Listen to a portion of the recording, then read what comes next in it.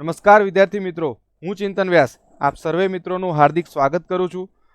Previous વિડીયોમાં આપણે વાત કરી હતી કે આપણે શોર્ટ ટાઈમમાં હિસ્ટ્રીની સિરીઝ ચાલુ કરવા જઈ રહ્યા છીએ, જેના ભાગરૂપે તમે બેકગ્રાઉન્ડમાં જોઈ શકો છો કે આજે આપણે વાત કરવાની છે ભગવાન બુદ્ધ વિશે, મહાત્મા બુદ્ધ વિશે, અને આપણે એમના જન્મથી લઈને મૃત્યુ સુધીની પરીક્ષાલક્ષી ફેક્ટની આપણે ડિટેલમાં ચર્ચા કરવાની છે, જે આગામી સમયમાં PSI, કોન્સ્ટેબલ અને STI અને એવી તમામ પરીક્ષા જેમાં હિસ્ટ્રી એક ટોપિક તરીકે હશે તેમાં તમને ખૂબ કામમાં આવશે. આજે આપણે ભગવાન બુદ્ધની જે વાત કરવાની છે, પ્રિન્સિપલ સિદ્ધાંતોની, એના પછી આપણે વાત કરીશું. આજે આપણે એમના જીવનની ચર્ચા કરવાની છે, જે પરીક્ષામાં તમને ખૂબ કામ આવશે. તો વધારે સમય ન વેસ્ટ કરતા સીધા આપણે જઈએ આપણા ટોપિક ઉપર. મિત્રો, મુખ્ય ટોપિક આજે આપણે શું ચલાવવાના છીએ એ જરા તમને એક ઓવરવ્યૂ આપી દઉં છું કે જેથી તમને ખબર પડે. તો આપણે એમના જન્મથી લઈને મૃત્યુ સુધીની, એટલે કે આપણે વાત કરીએ 0 થી લઈને 80 વર્ષનું એમનું જીવન હતું, એટલે ઈસવીસન પૂર્વે 563 થી લઈને 483 એમનું મૃત્યુ થયું હતું. તો ત્યાં સુધી એમના પ્રારંભિક જીવન વિશે આપણે સરસ રીતે વાત કરીશું. 29મા વર્ષે એમણે ગૃહત્યાગ કર્યો હતો. તો આપણે મહાભિનિષ્ક્રમણની જે ઘટના છે એ ડિટેલમાં ફેક્ટ સાથે ચર્ચા કરીશું. 35મા વર્ષે એમને જ્ઞાન પ્રાપ્તિ એટલે કે સંબોધિ થાય છે, તો એની પણ આપણે સરસ રીતે મેપથી સમજીશું કે કેવી રીતે એની પહેલા એમણે જ્ઞાન લીધું હતું અને ત્યારબાદ એમણે અલગ અલગ વિવિધ જગ્યાએ એમણે શ્રમણો આપ્યા હતા, અલગ અલગ જગ્યાએ એમણે ઉપદેશો આપ્યા હતા, તો એ પણ આપણે માહિતી લઈશું. અને એમનું મૃત્યુ થયું હતું 80 વર્ષની વયે. તો આપણે આટલા ફેક્ટ સુધી આપણે ચર્ચા કરવાના છીએ મિત્રો. તો જો નવા હોય તમે, તો પેલું કહેવાય ને યુટ્યુબમાં કે લાઇક, શેર અને સબસ્ક્રાઇબ જરૂર કરજો, અને ખાસ કરીને પેલું જે બેલ આઇકન છે એ દબાવી દેજો, જેથી આવા કોઈ સરસ વિડીયો બને તો એક મને પણ સપોર્ટ મળે અને તમને નોટિફિકેશનના મારફતથી તમને તરત જ વિડીયો મળી રહે. તો મિત્રો, આપણે હવે શરૂ કરવા જઈ રહ્યા છે આપણા ટોપિક ઉપર. તો જો ટોપિક પર ચર્ચા કરીએ તો જરા આપણે ફ્લેશબેકમાં જઈએ તો વાત કરી રહ્યા છીએ આપણે ઈસવીસન પૂર્વે 6ઠ્ઠી સદીની વાત કરી રહ્યા છીએ. આપણે વૈદિક કાળ પછીની વાત કરી રહ્યા છીએ. તો એ વખતે ઈસવીસન પૂર્વે 6ઠ્ઠી સદીમાં તમે જોશો તો આપણું અખંડ ભારત છે એ 16 મહાજનપદમાં, વિવિધ 16 મહાજનપદમાં વહેંચાયેલું હતું. બરાબર છે, 16 મહાજનપદમાં વહેંચાયેલું હતું. અને એમાંનું એક મહાજનપદ મહત્વનું, એટલે કે તમે આ જગ્યાએ ઉત્તર ભારતમાં તમે જોઈ શકો છો કૌશલ મહાજનપદ.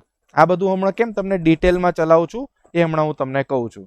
ચલો, આટલે સુધી ખબર પડે. આપણે કૌશલ મહાજનપદની વાત કરવા જઈ રહ્યા છીએ.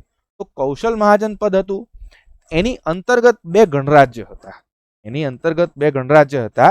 એક ગણરાજ્ય તમને અહીંયા જોવા મળશે શાક્ય ગણરાજ્ય, અને બીજું ગણરાજ્ય તમને અહીંયા જોવા મળશે કોલીય ગણરાજ્ય. અહીંથી વાત થાય છે સિદ્ધાર્થ ગૌતમની. બરાબર. તો સૌ પ્રથમ આપણે જોઈએ કે સિદ્ધાર્થ ગૌતમના પિતા, તો સિદ્ધાર્થ ગૌતમના જે પિતા છે એમનું નામ હતું શુદ્ધોધન. શુદ્ધોધન એમના પિતાનું નામ હતું. જે હમણાં વાત કરી હતી ને શાક્ય ગણરાજ્ય, તો એ શાક્ય ગણરાજ્યના he was a elected chief, એટલે કે ત્યાંના રાજા હતા. શાક્ય કુળના એક ક્ષત્રિય રાજા હતા. જેની રાજધાની કઈ હતી? રાજધાની હતી કપિલ વસ્તુ. બરાબર. તો આપણે આ વાત કરી એમના પિતા વિશે. પિતાનું નામ હતું શુદ્ધોધન, શાક્ય કુળના ક્ષત્રિય હતા, અને કપિલ વસ્તુ રાજધાની હતી. આપણે એક એક ફેક્ટ છે ને મિત્રો ડિટેલમાં આપણે આજે ચર્ચા કરવાની છે, અને સરસ રીતે મેપથી આપણે સમજીશું અને આવી રીતે એનિમેશનથી આપણે સમજવાનું છે. ચલો, હવે આપણે વાત કરીએ એમના માતા વિશેની વાત કરીએ. તો એમના માતાનું નામ હતું મહામાયા દેવી. માતાનું નામ હતું મહામાયા દેવી, જે પોતે શાક્યની બાજુમાં દેખાય છે ને કોલીય, તો કોલીય ગણરાજ્યના એ પોતે હતા. અને કોલીય ગણરાજ્યની જે રાજધાની હતી એ હતી દેવદા. ઘણા પુસ્તકમાં દેવદા પણ લખ્યું હશે. અને આ જે શુદ્ધોધન છે એમણે 2 લગ્ન કર્યા હતા. એટલે એમની જે દ્વિતીય રાણી હતી એ દ્વિતીય રાણી મહામાયા દેવીના બહેન હતા, જેમનું નામ હતું મહાપ્રજાપતિ ગૌતમી. મહાપ્રજાપતિ ગૌતમી એમનું નામ હતું. આપણે આગળ હમણાં થોડી વારમાં જોઈએ એમના વિશે. તો ચલો, આટલું ખબર પડે. હવે આપણે સ્ટોરીમાં એક 1 બાય 1 ફેક્ટ આપણે આગળ જતા જઈએ. ચલો, હવે જ્યારે એમનો જન્મ થવાનો હોય છે ગૌતમ બુદ્ધનો, એટલે એમના જે માતા છે મહામાયા દેવી, એમને એક સફેદ હાથીનું એક સ્વપ્ન આવે છે. એમને એક સફેદ હાથીનું સ્વપ્ન આવે છે, અને સફેદ હાથી જાણે સૂંઢમાં કમળ લઈને શક્તિ રૂપે એમના ગર્ભમાં પ્રવેશ કરતો હોય એવો એમને ભાસ થાય છે. એટલે આપણે ફેક્ટ અહીંયા યાદ ખાસ એ રાખવાનું છે કે ગૌતમ બુદ્ધના જે જન્મનું જે પ્રતીક છે એ કમળ માનવામાં આવે છે. જો અહીંયા તમે જોઈ શકો છો તમે કે એક સફેદ હાથી છે અને એમના ગર્ભમાં પ્રવેશે એવો એમને ભાસ થાય છે. તો આપણે યાદ રાખીશું જન્મનું પ્રતીક છે એ કમળ માનવામાં આવે છે. ચલો, અને આ જે સમગ્ર વાતનો ઉલ્લેખ છે એ અહીંયા તમને જોવા મળશે કે ભારહૂતના સ્તૂપમાં અહીંયા તમે જોઈ શકો છો કે સાંચીના સ્તૂપમાં અને ભારહૂતના સ્તૂપમાં કરવામાં આવે છે. જો તમે અહીંયા જોઈ શકો છો કે આ હાથી દેખાય છે, તમને મહામાયા દેવી તમને દેખાય છે. એટલે એવી રીતે પ્રયત્ન શિલ્પકારોએ કરેલો છે. હવે તમારે મને કમેન્ટ કરીને કહેવાનું છે કે આ ભારહૂતનો સ્તૂપ અને સાંચીનો સ્તૂપ છે એ બંને કઈ જગ્યાએ આવેલા છે. તમે ગૂગલનો ઉપયોગ કરી શકો છો. જો ખબર હોય તો સીધી તમે મને કમેન્ટ કરી શકો છો. ચલો, આપણે એટલે આ જે સમગ્ર વાત છે એનો ઉલ્લેખ આમાં કરેલો છે. ચલો, આઈ હોપ તમને ખ્યાલ પડ્યો હશે, આટલે સુધી મજા આવી હશે. ચલો આપણે જઈએ આગળ સ્ટોરીમાં. હવે આપણે એકચ્યુઅલ ચાલુ કરીએ ભગવાન બુદ્ધના જન્મ વિશેની વાત કરીએ. તો જે જન્મ એમનો થયો હતો તો ખાસ તો જગ્યા મિત્રો ખાસ યાદ રાખજો. પરીક્ષામાં આપણે જોઈશું કે પીએસઆઈ કોન્સ્ટેબલ એમાં તો સીધા આ ફેક્ટ પૂછી લે છે. જેમ કે હવે તો એવું રહ્યું નથી કે જીપીએસસી પણ હવે વધારે ફેક્ટ બેઝ તમે છેલ્લા 2 વર્ષના પેપર જોઈ શકો છો કે વધારે ફેક્ટ બેઝ પર જાય છે. તો જો જન્મ એમનો જે જોઈએ તો જો સહેજ આપણે ઝૂમ કરીને પ્રોપર જોઈએ. જો તમને ઝૂમ કરી આપું, જો આજે વર્તમાન નેપાળમાં એટલે કે ભારત અને નેપાળની બોર્ડરમાં આ પ્લેસ આવ્યું છે લુંબિની.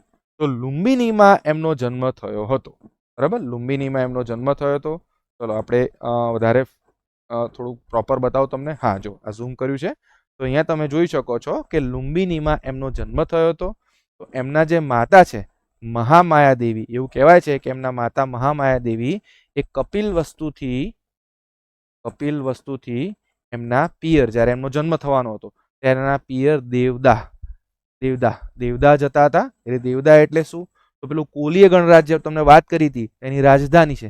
ત્યારે આજે તરાઈના જંગલો છે તો ત્યાં લુંબિની વનમાં ઈસવીસન પૂર્વે 563માં વૈશાખી પૂર્ણિમા, આ વૈશાખી પૂર્ણિમા મિત્રો યાદ રાખજો, ઘણી વાર આવશે. વૈશાખી પૂર્ણિમાના દિવસે ઈસવીસન પૂર્વે 563માં, અને આ સાલ વૃક્ષ છે, ખાસ યાદ રાખજો, આ સાલ વૃક્ષ છે એની નીચે જન્મ થયો હતો. હવે આજે 563 મેં તમને લખાયું ને, જેમ કે જીસીઆરટીમાં જોશો તો જીસીઆરટીમાં 566 લખ્યું છે, પરંતુ એનસીઆરટીમાં 563 લખ્યું છે. અને મોટાભાગની યુપીએસસીની તૈયારી કરતી સંસ્થાઓ હોય અથવા પ્રકાશનો હોય તો એમાં પણ 563 લખ્યું છે. અને ઘણી જગ્યાએ સ્ત્રોત મોટાભાગે ચીનનો કેન્ટોન અભિલેખ લીધેલો છે કે જેમાં જન્મ અને મૃત્યુની આ તારીખ આપી છે. એટલે આપણે હાલ આ તારીખ જોઈશું. બરાબર, 563 આપણે હાલ બેઝ માનીને જોઈશું. આઈ હોપ તમને જન્મના પ્રારંભિક બાબતે તમામ ફેક્ટ ક્લિયર થયા હશે. તો આપણે સ્ટોરીમાં આગળ જઈએ. તો સ્ટોરીમાં આગળ આપણે જોઈએ એક વસ્તુ આપણે ક્રોનોલોજીથી સમજવાની છે મિત્રો.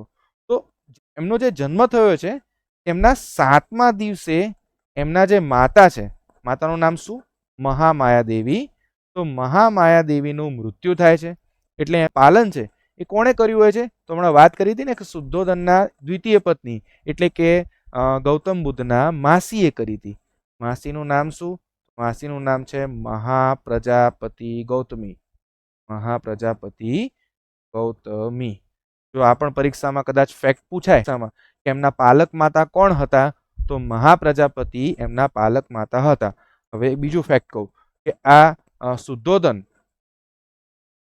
એટલે કે ગૌતમ બુદ્ધના પિતા અને મહાપ્રજાપતિ ગૌતમી એમના પણ એક પુત્ર અને પુત્રી હતા. આપણે આજે ડિટેલમાં ચર્ચા કરવાની છે. તમામ આપણે એક પણ ફેક્ટ બાકી ના રહે એવો હું પ્રયત્ન કરું છું. તો પુત્રનું નામ હતું નંદ. એટલે એવી રીતે ગૌતમ બુદ્ધના શું થયા? માસેય ભાઈ થયા. અને પુત્રીનું નામ હતું સુંદરી નંદા. ચલો, યસ, હવે નોટ બનાવવાની જો વાત કરું તમને હું મિત્રો, તો હાલ પૂરતું હું તમને એટલું સજેશન આપું છું કે જેટલું હું તમને હાલ પ્રેઝન્ટ કરી રહ્યો છું, કન્ટેન્ટ પ્રેઝન્ટ કરી રહ્યો છું, એનિમેશન, તો તમે શાંતિથી હેડફોનમાં હોય તો શાંતિથી એટલું કે તમે ધ્યાનથી સાંભળો. નોટ્સ છે ફરીથી તમે યુટ્યુબમાં, આ વિડીયો છે યુટ્યુબમાં જ રહેવાનો છે, તમે રિવાઇન્ડ કરીને સરસ રીતે નોટ બનાવી શકો છો. અને લેક્ચરના એન્ડમાં હું સરસ રીતે માઇન્ડ મેપથી, જે રીતે મેં માઇન્ડ મેપ તૈયાર કર્યો છે એ હું શેર કરીશ. તમે જોઈ શકો છો, આપણે ઝૂમ કરીને જોઈશું. હું એક્સપેક્ટેશન એવી કે તમે પણ આવી રીતે નોટ બનાવો અને માઇન્ડ મેપથી સરસ રીતે ભણો. બરાબર? તો હાલ પૂરતું તમે એકદમ જેટલું હું કરું છું એટલું વસ્તુ ક્રોનોલોજી સાથે સમજતા રહેજો તમને, જેથી કરીને તમને પ્રોપર એક એક વસ્તુ સમજાય. ચલો આપણે સ્ટોરીમાં આગળ જઈએ. તો જો ગૌતમ બુદ્ધનો જ્યારે જન્મ થયો છે ત્યારે એમના પિતાને એવું લાગે છે કે મનોકામના મારી પૂર્ણ થઈ છે. એટલે એમનું જે બાળપણનું નામ છે, કોનું? ગૌતમ બુદ્ધની વાત કરીએ. ગૌતમ બુદ્ધ તરીકે તો સંબોધિત થઈ પછી ઓળખાયા, પરંતુ એનું બાળપણનું નામ હતું સિદ્ધાર્થ. બાળપણનું નામ હતું એમનું સિદ્ધાર્થ. હવે જ્યારે એમનો જન્મ થાય છે ત્યારે એક ભવિષ્યવાણી કરવામાં આવે છે.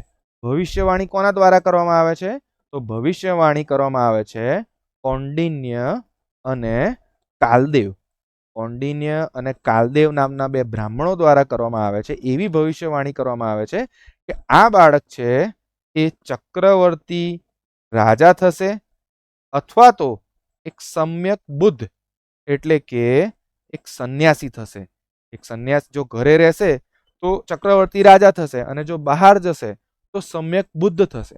તો જેમના પિતા હોય છે શુદ્ધોધન, હમણાં આપણે વાત કરી, એ તો કપિલ વસ્તુ છે, શાક્ય કુળ, શાક્ય ક્લેન કહેવાય ઇંગ્લિશમાં તમે તૈયારી કરો તો એના રાજા હોય છે.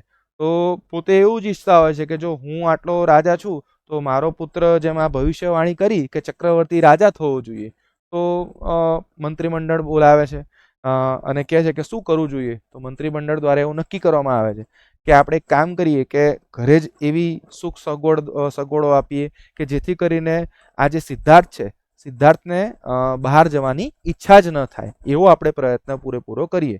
તો એવું કરવામાં આવે છે કે ઋતુ પ્રમાણે, તમે અહીંયા જોઈ શકો છો, આ તમને એક એનિમેશનના માધ્યમથી બતાવું છું કે આવું કંઈક ઇમેજિન કરીને કે તમે પ્રોપર ઇમેજિન કરી શકો કે ઋતુ પ્રમાણે એમને મહેલ બાંધવામાં આવે છે. તમે વિચાર કરો કેટલો વૈભવી જીવન હશે એમનું. ઋતુ પ્રમાણે એક પ્રાસાદ બંધાવવામાં આવે છે. એમને તમામ ભૌતિક સુખ સગવડો હોય એવું અહીંયા ઘરે જ આપવાનો પ્રયત્ન કરવામાં આવે છે. અને નગરજનોમાં પણ લાઈક શુદ્ધોધન વિલ બી લાઈક કોઈ બી ગાર્ડન में नगर में घूमना नहीं चाहिए, એવી રીતે એટલે કે જ્યારે પણ ગૌતમ બુદ્ધ બહાર જાય ત્યારે એવું કોઈ નેગેટિવ વાઇબ્સ આવે જ નહીં, એવો પૂરેપૂરો પ્રયત્ન કરવામાં આવે છે. અને જેવું રાજાનું જે જીવન હોય એવી રીતે એમનું પણ એક જીવન કરવામાં આવે છે. ઘોડેસવારી હોય, તીરંદાજી હોય, એવું શીખવાડવામાં આવે છે. એટલે એક સમજો ને કે એક ચક્રવર્તી રાજા થાય એવા રાજા શુદ્ધોધન દ્વારા પ્રયત્ન કરવામાં આવે છે. ચલો, એક સ્ટોરી તમે નાના હશો જીસીઆરટીમાં ત્યારે અચૂક વાંચી હશે કે ચલો આપણે થોડી એને એક રિવાઇન્ડ કરી લઈએ કે એક વખત એમના બગીચામાં ફરતા હોય છે ત્યારે એક ઘાયલ હંસ જોવે છે. તો ઘાયલ હંસને એ પોતે ગોદમાં લે છે, એને દવા મલમ કરે છે અને હંસને ફરીથી સાજું કરી દે છે. તો આવી રીતે કરુણાના સાગર છે એવું તો પહેલેથી જ એમણે સાબિત કરી દીધું હોય છે, તમે જોઈ શકો છો. પણ હા, હવે આપણે સ્ટોરીમાં એ જોવાનું છે કે આ જે શિકાર છે એ કોણે કર્યો હોય છે. તો યાદ રાખજો, એમનો એક પિતરાઈ ભાઈ પણ હોય છે. પિતરાઈ ભાઈનું નામ હોય છે દેવદત્ત. પિતરાઈ ભાઈનું નામ હોય છે દેવદત્ત. તો દેવદત્ત આવે છે અને સિદ્ધાર્થને કહે છે કે શિકાર મેં કરેલો છે, તેથી આ હંસ મારું થયું છે. સિદ્ધાર્થ એવું કહે છે કે હંસને તો મેં બચાવ્યું છે. તો બંને ભાઈઓ વચ્ચે થોડી ચર્ચા થાય છે આ બાબતે. તો છેલ્લે નક્કી કરવામાં આવે છે કે ચલો એક કામ કરીએ, આપણે રાજા શુદ્ધોધન પાસે જ જઈએ, શુદ્ધોધન જે નક્કી કરે એ ફાઇનલ. એટલે છેવટે રાજા શુદ્ધોધન દ્વારા એવું નક્કી કરવામાં આવે છે કે મારવા વાળા કરતા બચાવવા વાળો હોય એ હંમેશા કેવો હોય? મહાન હોય. એટલે આવી રીતે ગૌતમ બુદ્ધની તમે જોઈ શકો કે દયા અને કરુણાના સાગર તરીકે પહેલેથી જ એમનામાં ભલે હોય મહેલમાં રહેતા હોય છે, પણ ભાવના તો આવી પહેલેથી જ હોય છે. અને ભલે આપણે વાત કરી હમણાં તમને થોડા સમય પહેલા કે આવી રીતે આલીશાન મહેલ હોય છે, પણ એમનું ધ્યાન તો હજી થોડુંક મેડિટેશન ને ધ્યાનમાં એમાં જ પહેલેથી હોય છે. એટલે ફરી મંત્રીમંડળ દ્વારા નક્કી કરવામાં આવે છે કે શું કરવું જોઈએ. તો એક કામ કરો કે લગ્ન કરાવી દો, સૌથી બેસ્ટ વસ્તુ. તો 16 વર્ષે એમના લગ્ન કરવામાં આવે છે. એક સરસ યશોધરા નામની સુંદર કન્યા સાથે એમના લગ્ન કરવામાં આવે છે. અને આ યશોધરા છે એ પણ પોતે શાક્ય કુળના હોય છે, યાદ રાખજો, કદાચ પૂછે ડિટેલમાં. અને યશોધરાના અન્ય નામ પણ હોય છે, જેમ કે ગોપા પણ તરીકે પણ કહેવામાં આવે છે, બિંબા તરીકે પણ ઓળખવામાં આવે છે, અને ભદ્રકચ્છા તરીકે પણ ઓળખવામાં આવે છે. જો પરીક્ષામાં કદાચ ગૌતમ બુદ્ધના પત્ની તરીકે યશોધરા નામ ન હોય તો ગોપા, બિંબા અને ભદ્રકચ્છા હોય તો પણ આપણે યાદ રાખીશું. અને 28મા વર્ષે એમને પુત્ર પ્રાપ્તિ થાય છે, એટલે કે 28મા વર્ષે એમને એક સરસ સુંદર મજાના પુત્રની પ્રાપ્તિ થાય છે, જેનું નામ રાખે છે રાહુલ. બરાબર છે. તો આપણે એક એક એમના જીવન સાથે જે સંકળાયેલા મહત્વના વ્યક્તિ છે, જે પરીક્ષામાં પૂછાય છે, એવા ફેક્ટની પણ આપણે જોડે જોડે ચર્ચા કરતા રહીશું, કે જેથી તમને, હા, માઇન્ડ મેપ છે છેલ્લે લઈશું, પણ હાલ પૂરતું તમને આઈ હોપ કે તમને એક એક સ્ટોરી વાઇઝ તમને સમજાતું જશે. આપણે બધું જો આમ 16 વર્ષ લીધા, 28 વર્ષ, એ ક્રોનોલોજી સાથે આપણે પ્રોપર સમજીશું એક એક વસ્તુ. હવે એક વખત એમને થયું ગૌતમ બુદ્ધને કે ચલો આપણે સરપ્રાઈઝ વિઝિટ કરીએ. જેમ પેલું સરપ્રાઈઝ વિઝિટ કેવી હોય, ઘણી જગ્યાએ સર દ્વારા લેવામાં આવતી હોય, કોઈ ઉપરી અધિકારી દ્વારા લેવામાં આવતી હોય. તો ચાલો આપણે એક કામ કરીએ, નગરની સરપ્રાઈઝ વિઝિટ લઈએ આપણે. અને એમનો એક ખાસ સારથી હોય છે. ફરી નામ આવ્યું, ફરી તમારે નામ યાદ રાખવું પડશે. તો એમના સારથીનું નામ હોય છે, ખાસ યાદ રાખજો, ચન્ના. ચન્ના એમના સારથી. ઘણા પુસ્તકમાં છન્ના એવું પણ લખેલું તમને જોવા મળશે. અને એમનો પ્રિય ઘોડો હોય છે, ખાસ યાદ રાખજો, એમનો એક પ્રિય ઘોડો હોય છે, જેમનું નામ હોય છે કંથક. બરાબર. તો કંથક એમનો પ્રિય ઘોડો, અને સારથી તમે જોઈ શકો છો ચન્ના, એમના સારથીનો. કે ચલો ચન્ના, આપણે જઈએ નગર યાત્રાએ જઈએ. તો બૌદ્ધ ધર્મના ઇતિહાસમાં આજે આગામી આપણે સમયમાં જે 4 દ્રશ્યો જોઈશું, એકદમ કહેવાય ને કે એમના જીવનના એકદમ ટર્નિંગ પોઈન્ટ સાબિત થાય છે, એવું આપણે હમણાં થોડાક ટાઈમમાં આપણે ભણીશું. તો સૌથી પહેલા જ્યારે નગર યાત્રામાં જાય છે, તો સૌથી પહેલા એ એક વૃદ્ધ વ્યક્તિ જોવે છે. સૌથી પહેલા એક વૃદ્ધ વ્યક્તિ જોવે છે, કે હાથમાં લાકડીના સહારે ટેકાથી ચાલતો એક વૃદ્ધ વ્યક્તિ જોવે છે. જીવનમાં કદી એક એવા એસો આરામથી ભૌતિક સગવડો રાજા શુદ્ધોધને આપી હોય છે, કે ક્યારે એમણે વૃદ્ધ વ્યક્તિ જ જોયો નથી હોતો. એ સૌ પહેલા તો પૂછે છે એમના સારથી ચન્નાને કે ચન્ના આ શું છે? તો ચન્ના કહે છે, મહારાજ આ વૃદ્ધ વ્યક્તિ છે. એટલે વૃદ્ધ વ્યક્તિ એટલે શું? તો કે મહારાજ આ એક અવસ્થા છે, કે જેમ વ્યક્તિ જન્મે પછી ધીરે ધીરે મોટો થાય અને ઘરડો થાય, ત્યારે એક આવી અવસ્થા છે. તો એકદમ વિચલિત થાય છે, પહેલી વાર જીવનમાં આવું જોયું હોય છે. ચલો કે આગળ જઈએ. તો જેવા આગળ જાય છે, તો એક કુષ્ઠરોગથી પીડાતો એક બીમાર વ્યક્તિ જોવે છે, એક રોગી જોવે છે. જેવા જોવે છે, પહેલેથી દયા અને કરુણાના સાગર હોય છે, તો તરત ઉતરી જાય છે. હજી જેવા ઉતરવા જાય છે, તો ચન્ના કે મહારાજ ઉભારો, અડશો નહીં તો આ કુષ્ઠરોગ છે તમને થઈ જશે. એટલે કે આજે પહેલી વાર જીવનમાં વૃદ્ધ વ્યક્તિ જોવે છે, બીમાર વ્યક્તિ જોવે છે. અને ફરી આગળ જાય છે, એટલે આગળ જોઈને એક મૃત વ્યક્તિ જોવે છે. મૃત વ્યક્તિ, એક લાશ જોવે છે, શબ જોવે છે. તો ફરી ચન્નાને પૂછે છે કે ચન્ના આ શું છે? તો કે આ એક મૃત વ્યક્તિ છે. એટલે આ શું છે? તો કે આ તો જીવનનો નિયમ છે, પ્રકૃતિનો નિયમ છે. જેનો જન્મ થાય છે એનું મૃત્યુ નિશ્ચિત છે. તો કે મારું મૃત્યુ થશે, પિતાનું પણ મૃત્યુ થશે. તો ચન્ના કહે છે કે હા, આજ છે ઈશ્વરનો નિયમ છે. તો મનોમન બહુ વિચલિત થાય છે એમનું મન, કે આ જીવનમાં શું છે, હું એક આખું અલગ જીવન જીવી રહ્યો છું, સુખ સાહેબી વાળું આખું અલગ. ત્યારે મેં નગર યાત્રા કરી ત્યારે કંઈક મને અલગ જ જીવન તો દુઃખોથી ભરેલું જોવા મળ્યું. તો આની સમસ્યા શું, આનું નિવારણ શું? તો એવામાં જ પછી એક ચોથું દ્રશ્ય જોવે છે. એક સરસ એકદમ ધ્યાન સાથે એક સ્મિત મુદ્રામાં એક યોગી જોવે છે, એક સાધુ જોવે છે. તો ચન્નાને પૂછે છે કે આ કોણ છે? કે એણે બધી મોહ માયા મૂકી દીધી હોય છે. અને તો એમને લાગ્યું કે આ જે સંસારની જે મોહ માયા છે એ મૂકી દીધી છે. અને જો મારે પણ કહેવાય ને કે સત્ય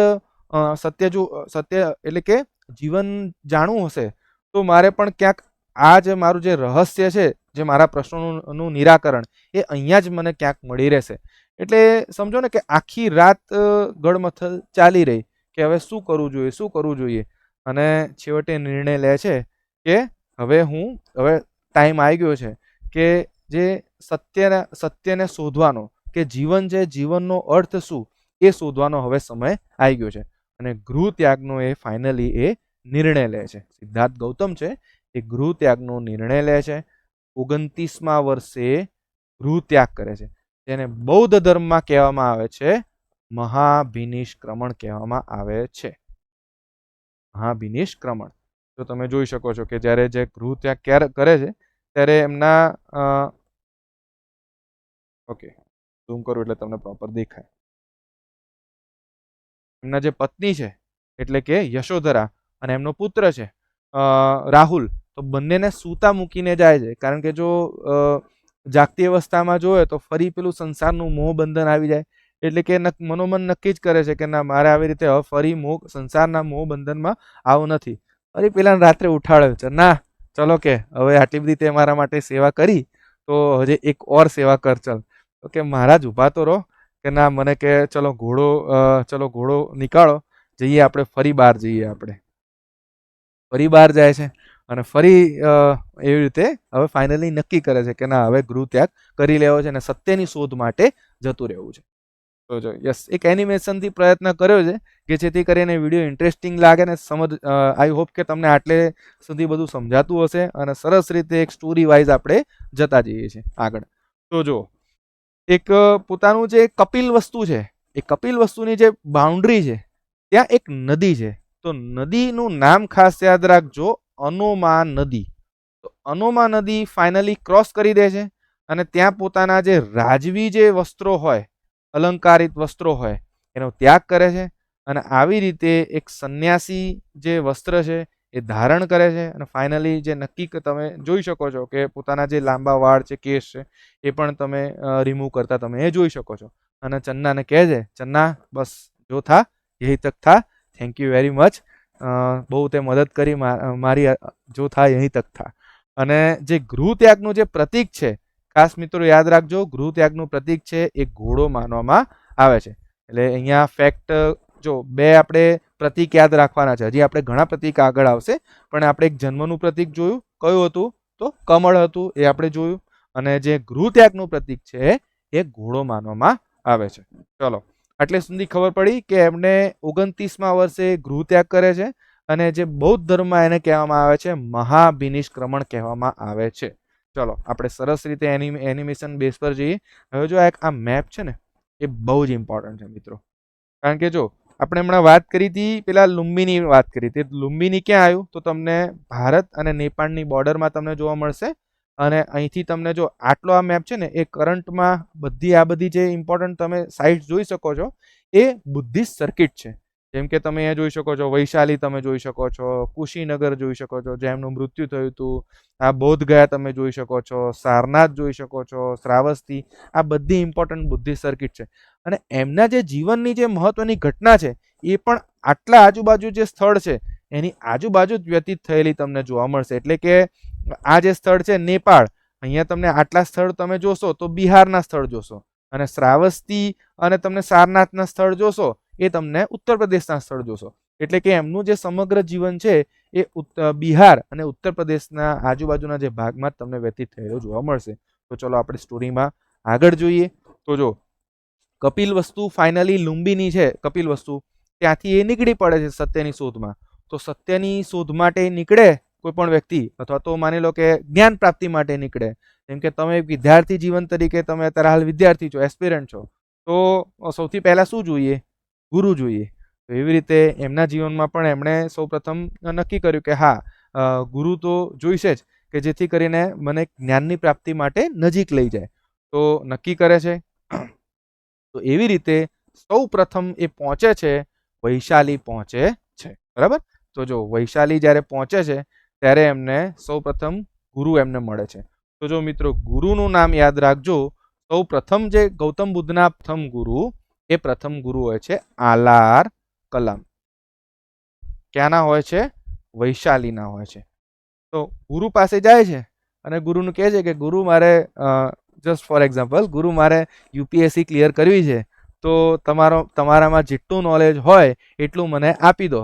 તો ગુરુ કે હા ચલો આપી દઈએ, જેટલું મારામાં નોલેજ છે એટલું તો પૂરેપૂરું આપી દઈએ.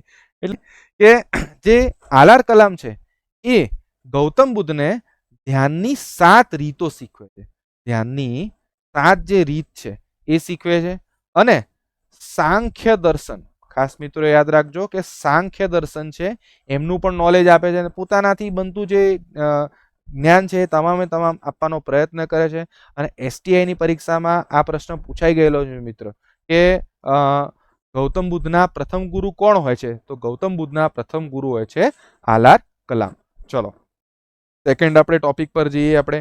પણ એમને હજી એવું થાય છે કે ના આટલું વસ્તુ તો શીખી લીધું મેં, ધ્યાનની 7 રીતો શીખી લીધી, સાંખ્ય દર્શન પણ શીખી લીધું, પણ કંઈક ખૂટે છે હજી. જે હું સત્યની પ્રાપ્તિ માટે એટલે કે સંપૂર્ણ જ્ઞાનની પ્રાપ્તિ માટે હું નીકળ્યો છું એ હજી મને પ્રાપ્ત થયું નથી. આર કલામ કહે છે કે મારા જોડે જેટલું હતું એ મેં આપી દીધું છે. તો નીકળે છે કે ના હજી મારે ક્યાંક જવું જોઈએ આગળ. તો હાલ આપણે જોઈએ એમની સ્ટોરીમાં કે કઈ જગ્યાએ હતા, તો વૈશાલીમાં હતા. બરાબર, તો વૈશાલીથી એ આગળ નીકળે છે અને રાજગૃહ જાય છે. બરાબર, તો આઈ હોપ કે તમને આ મેપ વાળી જે હું રીત બતાવું છું એનિમેશન વાળી એ સરસ રીતે સમજણ પડી હશે. જો તમને લાગે કે સરસ વિડીયો ઇન્ટરેસ્ટિંગ છે, આટલે સુધી બધું સરસ રીતે સમજાય છે, તો વિડીયો લાઈક શેર જરૂર કરજો, કમેન્ટ જરૂર કરજો અને તમારા મિત્રો સાથે શેર કરજો તમારા ગ્રુપમાં, જેથી આવા ને આવા સરસ વિડીયો બનાવવાનું મને પણ મોટિવેશન મળતું રહે. ચાલો તો આપણે જઈએ આપણા ટોપિક ઉપર. તો અહીંથી જાય છે આર કલામ પાસે, તો એ પૂરેપૂરું જ્ઞાન મેળવી લે છે જેટલું એમની પાસે હોય. તો દ્વિતીય ગુરુને મળે છે. આ દ્વિતીય ગુરુનું નામ શું? તો આ જે થાય છે ગૌતમ બુદ્ધના દ્વિતીય ગુરુ. ચલો, દ્વિતીય ગુરુનું નામ હોય છે ઉદ્દક રામપુત્ર. ઉદ્દક રામપુત્ર. ઘણી પુસ્તકમાં તમે જોશો હિન્દીનું, ત્યાં રુદ્રક રામપુત્ર પણ લખ્યું હશે, તો બંને એક જ છે. તો આ શું કરે છે, આ જે ગુરુ છે દ્વિતીય ગુરુ છે, તો ધ્યાનની પેલી 7 રીતો તો શીખવી હતી, પણ 8મી જે ધ્યાનની રીત છે, 8મી ધ્યાનની રીત એ આ શીખવે છે. અને આ પોતે યોગ દર્શનના મોટા આચાર્ય હોય છે. તો યોગ દર્શનનું જ્ઞાન પણ આ અહીંથી ભગવાન બુદ્ધ લે છે. એટલે કે અત્યારે તો સિદ્ધાર્થ બુદ્ધ આપણે કહીશું, તો સિદ્ધાર્થ જે ગૌતમ છે એ અહીંયા 2 જ્ઞાન મેળવે છે. જો સૌ પ્રથમ ગુરુ કોણ? તો આપણે હમણાં પ્રીવિયસમાં જોયું કે આર કલામ, જેમણે શું શીખવ્યું એમને? તો ધ્યાનની 7 રીતો શીખવી અને જે સાંખ્ય દર્શન છે એનું નોલેજ લીધું. એ પોતે ક્યાંના હતા? વૈશાલીના હતા. અને રાજગૃહમાં ઉદ્દક રામપુત્ર છે, જે રુદ્રક રામપુત્ર તરીકે પણ ઓળખાય છે, એમની પાસેથી એમણે ધ્યાનની 8મી રીત શીખવી અને યોગ દર્શનનું એમણે નોલેજ લીધું. બરાબર, ચાલો આપણે આગળ જઈએ. પણ હજી ગૌતમ બુદ્ધને થાય છે કે ના મને પ્રિલિમ્સ અને મેન્સ નું પાડી દઉં એટલું તો મારામાં કોન્ફિડન્સ આવી ગયો છે, પણ હજી ઇન્ટરવ્યૂ માટે નું હજી મને એટલે કે ઇન્ટરવ્યૂ એટલે ફાઇનલી ઇન્ટરવ્યૂ ક્રેક કરું, આપણે જેમ એક્સપિરિયન્સની લેંગ્વેજમાં વાત કરું તો કે ઇન્ટરવ્યૂ ક્રેક થઈ જાય એવું હજી મને નોલેજ હજી સુધી જે હું નોલેજ શીખ કરવા જઈ રહ્યો છું એ મને મળ્યું હજી નથી. તો કે ચલો ઇન્ટરવ્યૂ ક્રેક કરવું હોય તો શું કરવું પડે? તો કે group discussion is the best way to crack interview. તો આવી જ રીતે કે એક 5 સાથીઓ લઈને નીકળી પડે છે. એટલે કે એમના જેવા જ કે જેમણે એકદમ મસ્ત રીતે સારું એવું નોલેજ મેળવ્યું હોય છે બધી રીતે, જેટલું ગુરુ, ઇવન ગુરુથી પણ વધારે હવે તો તમે કહી શકો છો કે ગુરુથી પણ વધારે હવે પોતે જ્ઞાન મેળવી ચૂક્યા છે. એટલે 5 બ્રાહ્મણો લઈને એ પોતે ફાઇનલી જ્ઞાનની પ્રાપ્તિ માટે નીકળી પડે છે કે ચલો હવે આપણે સરસ રીતે એકદમ ગ્રુપ ડિસ્કશનની જેમ કરીશું અને આપણે ઇન્ટરવ્યૂ ક્રેક એટલે કે આત્મજ્ઞાન છે એ જ્ઞાન હવે મેળવીને જ રહીશું. તો આ 5 બ્રાહ્મણો છે એને પંચવર્ગીય બ્રાહ્મણો પણ કહેવામાં આવે છે. પંચવર્ગીય બ્રાહ્મણો. તો એમનું નામ શું? તો એવું ઘણી જગ્યાએ પુસ્તકમાં એવું પણ લખ્યું છે કે કૌંડિન્ય અને 4 બ્રાહ્મણો, એટલે મેન હોય છે કૌંડિન્ય હોય છે, ત્યારબાદ હોય છે મહાનામા. જો પરીક્ષામાં હું એટલું એક્સપેક્ટ નથી કરતો તમારી પાસે કે તમે આજે હું નામ બતાવું છું એ તમે ડિટેલમાં એક નામ રટવા બેસી જાઓ. ઇમ્પોર્ટન્ટ છે એમના જન્મની જે વાત છે, 4 ઇમ્પોર્ટન્ટ પ્લેસ છે, એમના મૃત્યુની જગ્યા છે, એ ઇમ્પોર્ટન્ટ છે. પણ આ હાલ પૂરતું કાને પડે તો પરીક્ષામાં પ્રિલિમમાં ઓપ્શન આવે તો તમે ઇઝીલી ક્રેક કરી શકો. એટલા માટે ખાસ તમે જોયું હોય તો ઓપ્શનની થોડા નજીક આવો. પણ એટલી મારી ફરજ બને છે કે હું તમને એક એક વસ્તુ ડિટેલમાં ચલાવું, એટલા માટે હું તમને નામ કહું છું. તો જો પંચવર્ગીય બ્રાહ્મણમાં એક હતું કૌંડિન્ય, બીજા હતા મહાનામા હતા, બીજા હતા વપ્પા, ઘણી જગ્યાએ બપ્પા એવું પણ લખેલું તમને જોવા મળશે. એક તમને જોવા મળશે અસ્સાજી, ઘણી જગ્યાએ અશ્વજીત એવું પણ લખ્યું હશે, અને બીજા હતા ભદ્દિયા. તો આ 5 બ્રાહ્મણો છે, કૌંડિન્ય, મહાનામા, વપ્પા, અસ્સાજી અને ભદ્દિયા. આ 5ને લઈને એકદમ નક્કી કરે છે કે ચલો હવે તો આપણે ઉગ્ર તપસ્યા કરવી છે. કેવી તપસ્યા કરવી છે? ઉગ્ર તપસ્યા. કે જ્યાં સુધી આપણને સંપૂર્ણ જ્ઞાન પ્રાપ્તિ ન થાય ત્યાં સુધી આપણે ઉઠવું નથી. ઉગ્ર તપસ્યા એટલે કેવી? આહાર પણ મૂકી દેવાનો, એવી ઉગ્ર તપસ્યા. નક્કી કરે છે કે ચલો હવે આપણે જ્ઞાન પ્રાપ્તિ લઈને જ આપણે રહીશું.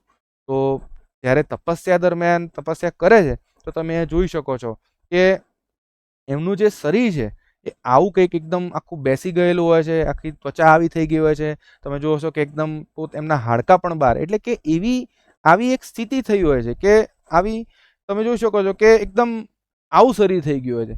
તો એમને થયું કે ના, જો મારે જ્ઞાન પ્રાપ્તિ લેવી હોય તો જ્ઞાન પ્રાપ્તિ માટે આ બેસ્ટ વે નથી કે શરીરને તમે કષ્ટ આપો. જો આમનું જીવન અને મહાવીર સ્વામીનું જીવન આપણે ફરી બને જ્યારે મહાવીર સ્વામીની વાત કરીશું ત્યારે આપણે કમ્પેરિઝન પણ કરીશું. જ્યારે આમણે માર્ગ અપનાવ્યો તો અહીંથી મહત્વની વાત શરૂ થાય છે મધ્યમ માર્ગની. બરાબર, તમારા એક વિદ્યાર્થી જીવન તરીકે પણ આ ખૂબ ઇમ્પોર્ટન્ટ છે. જો મને છે ને એક વસ્તુ ખાસ તમને મારા ઓફલાઈન લેક્ચરમાં પણ હું એક વસ્તુ કહેતો હોઉં છું કે મને મોટિવેશનના જે ડોઝ હોય છે ને અડધો કલાકના, ચાલુ લેક્ચરમાં ભટકીને હું તમને અડધો કલાકના મોટિવેશનના ડોઝ આપું એવું મને પસંદ નથી. મારું કામ એક જ છે, જ્યારે હું ભણાવતો હોય ત્યારે મેક્સિમમ હું ભણાવું છું. પણ હા, આવી કંઈક સારી વાત હોય જે વિદ્યાર્થી જીવનમાં એક મહાત્મા તરીકે ઉતારવા જેવી વાત હોય તો હું ખાસ અવશ્ય હું કહું છું. તો આમના જીવનમાં પર્સનલી વિચ આઈ ફીલ કે મને ખરેખર જો સારી વાત ગમતી હોય તો એ છે મધ્યમ માર્ગ. મધ્યમ માર્ગના સિદ્ધાંત બહુ મોટો છે. એમના જે સિદ્ધાંત છે, પ્રિન્સિપલ છે, એમની આપણે ફરી ચર્ચા કરીશું. એ મેન્સમાં પણ તમને કામ આવે એવી રીતે આપણે ચર્ચા કરીશું. એટલે કે એક એવી અવસ્થા કે બહુ પોતાને કષ્ટ પણ નહીં આપવાનો, અને એવી રીતે એકદમ એમણે ફાઇનલી નક્કી કરે છે. Yes, all right. તો જો સુજાતા નામની જે સ્ત્રી છે, સુજાતા નામની સ્ત્રી એમના હસ્તે ખીર ગ્રહણ કરે છે. ખીર ગ્રહણ કરે છે એટલે કે હવે નક્કી કરે છે કે ના, ઉગ્ર તપસ્યા નહીં. ઉગ્ર તપસ્યા કરીશ તો શું થશે? એકદમ આહાર લીધા વગર આપણે હમણાં જોયું હતું કે શરીર એમનું કેવું થઈ જાય છે. આ સુજાતા છે એ સેનાની ગ્રામ છે, એના સરદારની પુત્રી હોય છે. અને ખાસ વસ્તુ એક મિત્રો યાદ રાખજો કે બૌદ્ધ ધર્મમાં આ સુજાતાનું ખૂબ મહત્વ છે. બરાબર, એ આપણે હમણાં જોઈશું કે કેવી રીતે મહત્વ છે. હવે જેવી આ ખીર ખવડાવે છે ને એટલે પેલા 5 બ્રાહ્મણો છે, આપણે પેલા પંચવર્ગીય બ્રાહ્મણની વાત કરી છે, નીકળી એ છોડીને ચાલ્યા જાય છે. ગ્રુપ ડિસ્કશનમાંથી બહાર ક્વિટ કરી જાય છે કે આપણે વાત શું થઈ હતી? તો વાત થઈ હતી ઉગ્ર તપસ્યાની, અને તમે તો અહીંયા શું કર્યું? અમને બધાને મૂકીને ખીર ગ્રહણ કરી. એટલે કે જે ગૌતમ બુદ્ધનો જે સિદ્ધાંત છે, એટલે કે મધ્યમ વર્ગનો સિદ્ધાંત, એ ન સમજી શક્યા અને એમને છોડી દીધા. તો મિત્રો, અહીંયા એક આ બીજી મહત્વની વાત એક વિદ્યાર્થી જીવન તરીકે શીખવાની વાત છે જે હું તમને શેર કરું છું. તમારા જે તૈયારી કરતા હશો તો ઘણા એવા ફેઝ આવશે કે એવા પણ ફેઝ આવશે કે તમારા જે મિત્રો હોય, અંગત મિત્રો હોય, અથવા તો તમારા ઘણીવાર પરિવારવાળા હોય, તો એ પણ કુટુંબીજનો હોય તો તમને સાથ ન આપે. પણ સૌથી મહત્વની વસ્તુ જો શીખવા જેવી હોય, બરાબર, એ છે આત્મવિશ્વાસ.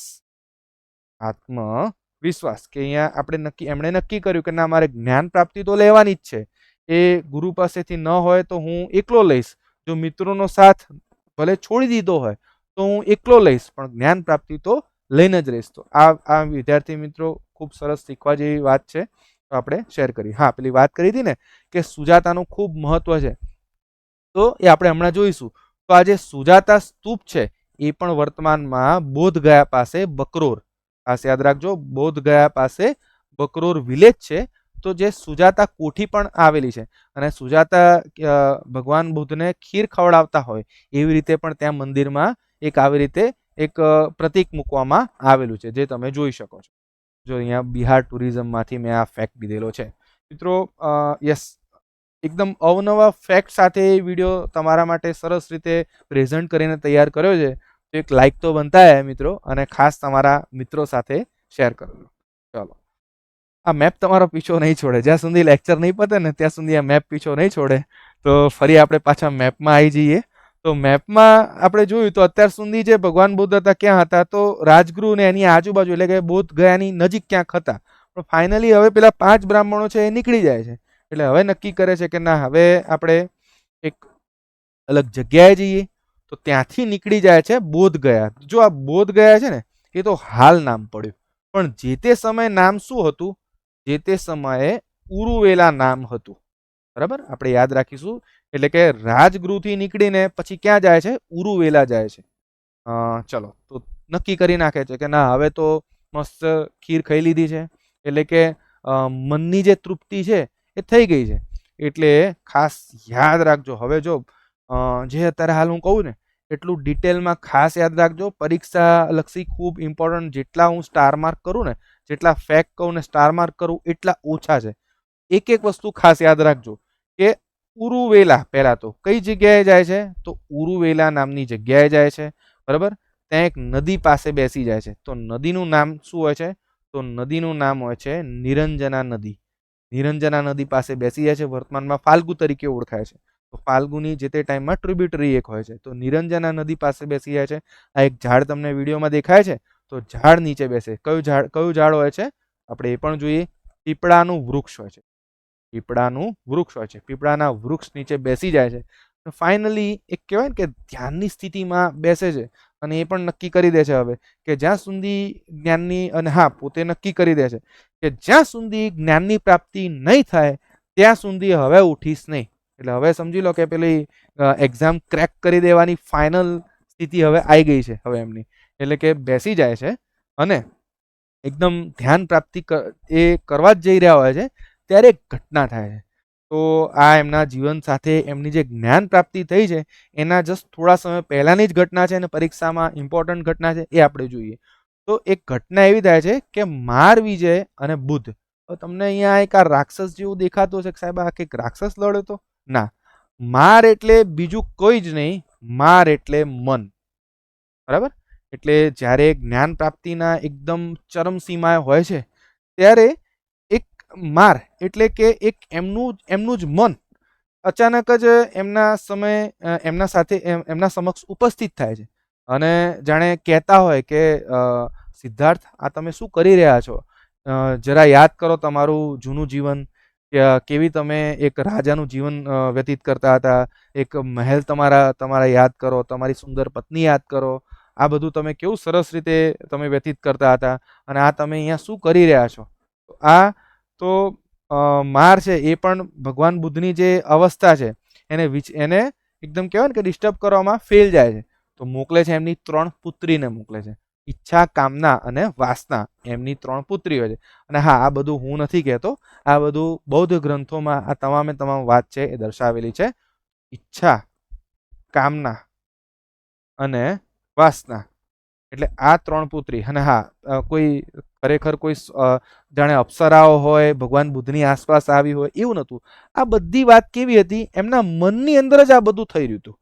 એટલે કે જો એ કદાચ માની લો કે આમાં સહેજ મન વિચલિત થાય, ડગી જાય, તો શું થાય?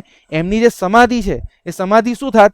ભંગ થઈ જાય. પણ એમના મનને ફાઇનલી, એટલે જે આ બધી સ્થિતિ થાય છે એટલે શું થાય છે? એકદમ ભગવાન બુદ્ધ એકદમ સ્થિર, એકદમ ના કોઈ વિચાર, ન કોઈ ચિંતા, ન કોઈ ડર, એકદમ સ્થિર બુદ્ધિ સાથે, એકદમ સ્થિર અવસ્થા સાથે એ માર અને અપ્સરા, અને માર દ્વારા, માર એટલે એમનું મન દ્વારા જે મોકલવામાં આવતી હોય તે એમને ભૂમિ સ્પર્શ મુદ્રા, મોસ્ટ ઇમ્પોર્ટન્ટ હો મિત્રો, જો મોટી તમે કોઈ જીપીએસસીની પણ પરીક્ષા ની તૈયારી કરતા હોય તો એના માટે મોસ્ટ ઇમ્પોર્ટન્ટ છે ભૂમિ સ્પર્શ મુદ્રા.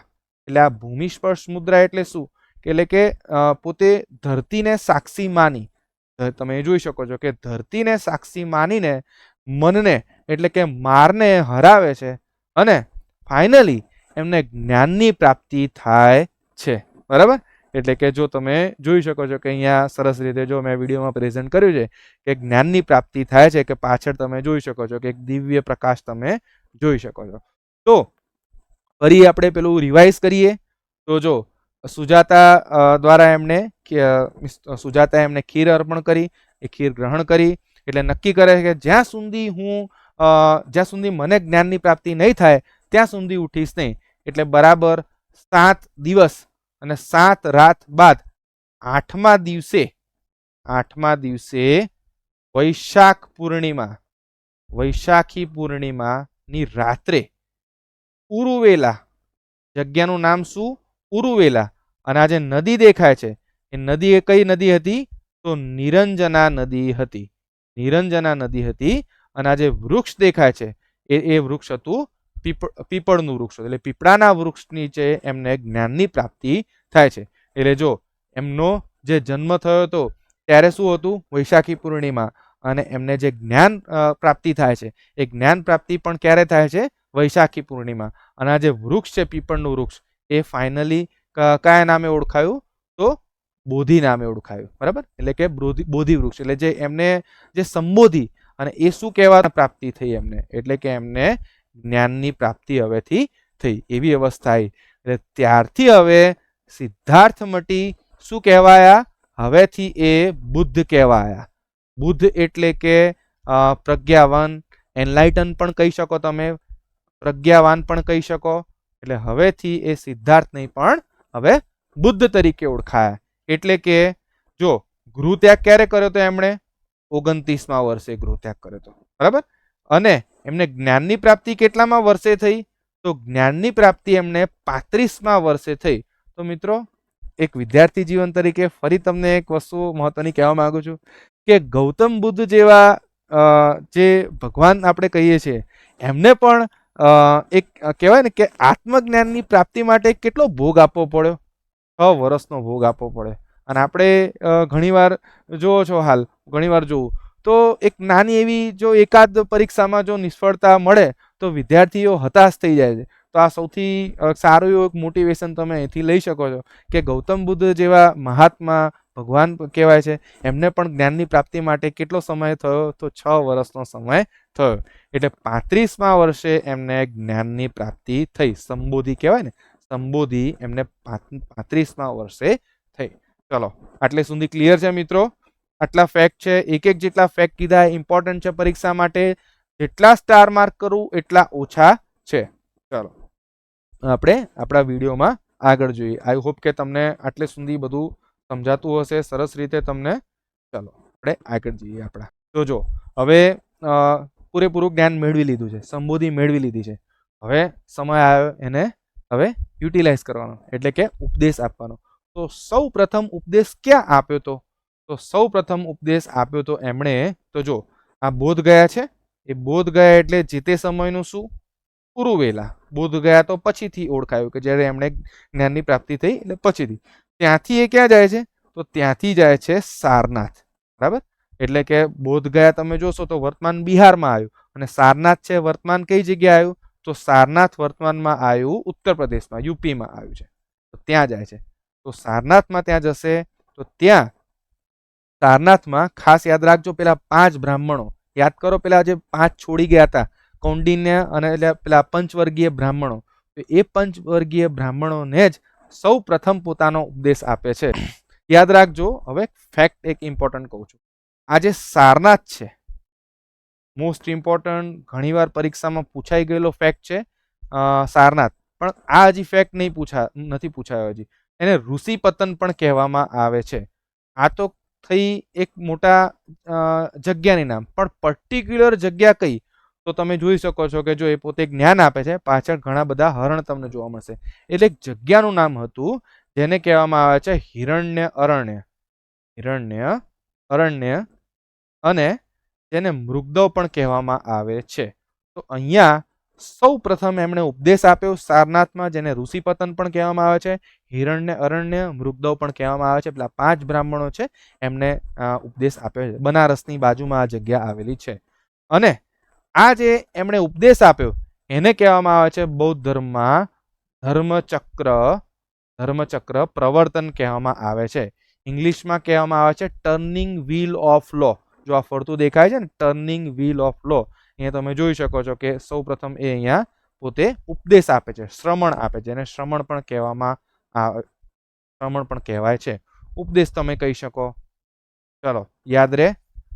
અહીંયા જ એમણે શું કર્યું હતું, એટલે કે સારનાથમાં જ એમણે બૌદ્ધ સંઘની સ્થાપના કરી હતી. તમને કદાચ પરીક્ષામાં પૂછાય કે એમણે ગૌતમ બુદ્ધે જે સંઘની સ્થાપના ક્યાં ક્યાં કરી હતી, તો સારનાથમાં કરી હતી. સંઘ છે, ભિક્ષુણી છે, એ ડિટેલમાં આપણે ચર્ચા ફરી વિડીયોમાં કરીશું. હાલ આપણે ફેક્ટ બેઝ પર વધારે જઈ રહ્યા છીએ, તો આપણે ફેક્ટ બેઝ પર ચર્ચા કરીશું. હવે એક બીજા ફેક્ટની આપણે ચર્ચા કરીએ. તો તપસ્સુ અને કલ્લિક એ બંને સૌ પ્રથમ ભગવાન બુદ્ધના શુદ્ર શિષ્યો હતા. આ શુદ્ર એટલા માટે કે જે તે સમયે ઈસવીસન પૂરે 6ઠ્ઠી સદીની વાત કરીએ તો જાતિ પ્રથા કેવી હતી, રિજિડ હતી. એ વખતે શુદ્ર શિષ્યો સૌ પ્રથમ તપસ્સુ અને કલ્લિક હતા. તો આ પણ ફેક્ટ છે જે આપણે યાદ રાખીશું. કદાચ ડિટેલમાં પૂછાય તો તમને યાદ રહેવા જોઈએ. હવે ત્યાંથી એક ઇમ્પોર્ટન્ટ ફેક્ટની વાત કરીએ તો ત્યાંથી એ ક્યાં જશે, તો ત્યાંથી જશે રાજગૃહ. બરાબર, ત્યાંથી જશે રાજગૃહ. અને જે તે વખતે કોણ હતા અહીંયા રાજા, તો રાજા હતા બિંબિસાર રાજા હતા. અને તેમણે વેણુવન છે એ એમણે દાનમાં આપ્યું હતું. ગૌતમ એ પણ પોતે એમના શિષ્ય થઈ ગયા હતા. એમનું શિષ્યપદ એમણે ગ્રહણ કર્યું હતું. રાજા બિંદુસારની વાત નથી કરતો અહીંયા હું, એ મૌર્ય વંશની વાત છે. ત્યારે અહીંયા હું બિંબિસારની વાત કરું છું. આપણે મગધ વંશની વાત કરીએ છીએ. અત્યાર સુધી એવો પ્રશ્ન ઘણીવાર પૂછાયેલો છે કે ગૌતમ બુદ્ધે સૌ પ્રથમ ઉપદેશ ક્યાં આપ્યો. તો સૌ પ્રથમ ઉપદેશ તો આપણે સરસ રીતે ભણી ચૂક્યા છે કે સારનાથ, જેને ઋષિપતન પણ કહેવામાં આવે છે, તો ત્યાં એમણે સૌ પ્રથમ ઉપદેશ આપ્યો. પણ આ પ્રશ્ન હજી ઓછો પૂછાયેલો છે કે સૌથી વધુ ઉપદેશ ક્યાં આપ્યો. તો યાદ રાખજો મિત્રો કે શ્રાવસ્તીમાં એમણે, અહીંયા જો શ્રાવસ્તી દેખાય છે ને, તો શ્રાવસ્તી વર્તમાનમાં ક્યાં આવ્યું, તો યુપીમાં આવ્યું. તો શ્રાવસ્તીમાં એમણે ગૌતમ બુદ્ધે સૌથી વધુ દેશો આપ્યા, સૌથી વધુ શિષ્યો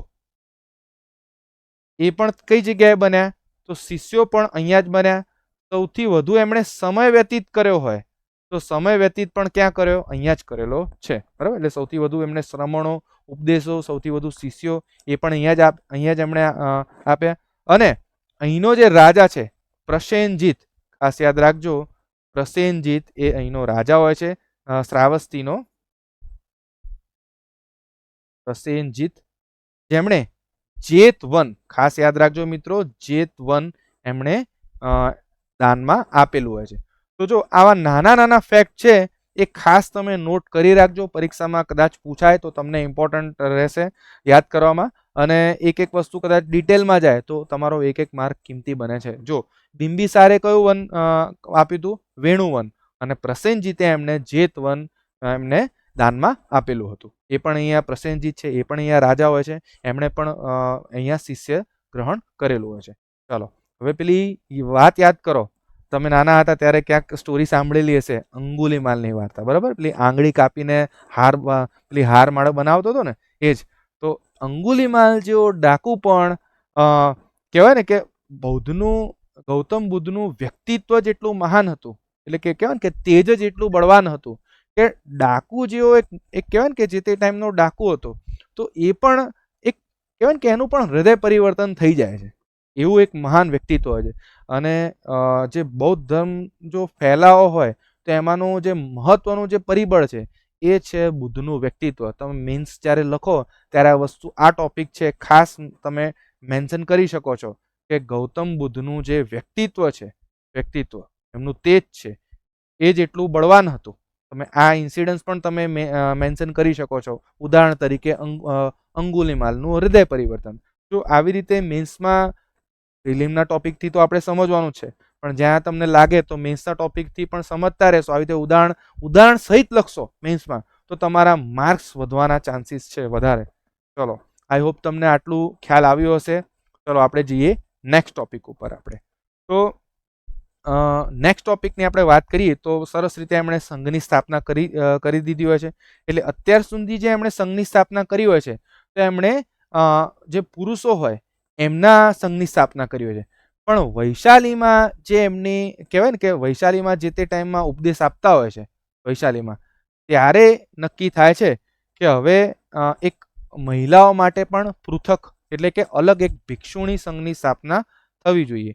એ પોતે નહોતા ઈચ્છતા, એટલે કે ગૌતમ બુદ્ધ પોતે ઈચ્છતા નહોતા કે મહિલાઓને સ્થાન મળે, પણ એમનો એક શિષ્ય હતો. ચલો આપણે જોઈએ. યસ, વેટ, ઇરેઝ કરી લો એટલે પ્રોપર તમને દેખાય. યસ, હા, ઓલરાઈટ. જો એમનો એક પ્રિય શિષ્ય હતો. કોણ? આનંદ એમનો એક પ્રિય શિષ્ય હતો. એમના કહેવાથી ગૌતમ બુદ્ધે જે બૌદ્ધ સંઘ છે એની અંદર મહિલાઓને સ્થાન આપ્યું. અને એ જ્યારે પણ ઉપદેશ આપતા ત્યારે આવી રીતે જ કંઈક હે આનંદ એવી રીતે જ ઉપદેશ આપતા. અને આનંદ છે ને વ્યક્તિ, એ તમે કહી શકો કે ગૌતમ બુદ્ધનો એક રીતે અંતેવાસી કહી શકો તમે. એટલે કે જ્યારે એમને મૃત્યુ થવાનું હતું ત્યાં સુધી એ એમની સાથે રહ્યા હતા. બીજા એક ઉપાલી પણ હતા, પણ આનંદ વધારે એમના મૃત્યુ સુધી સાથે જ રહ્યા હતા. એટલે કદાચ પરીક્ષામાં પૂછાય કે ગૌતમ બુદ્ધના એક પ્રિય શિષ્યનું નામ શું, આનંદ લખીને આવજો.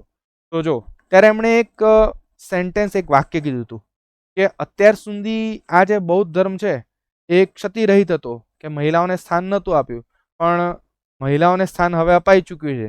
એટલે આ જે ચિરસ્થાયી હતો અત્યાર સુધી, પણ હવે 500,000 વર્ષ કદાચ જીવશે. આ ગૌતમ બુદ્ધના જે તે ટાઈમમાં જે આનંદને શબ્દો હતા જ્યારે એમણે મહિલાઓને સ્થાન આપ્યું એ વખતે.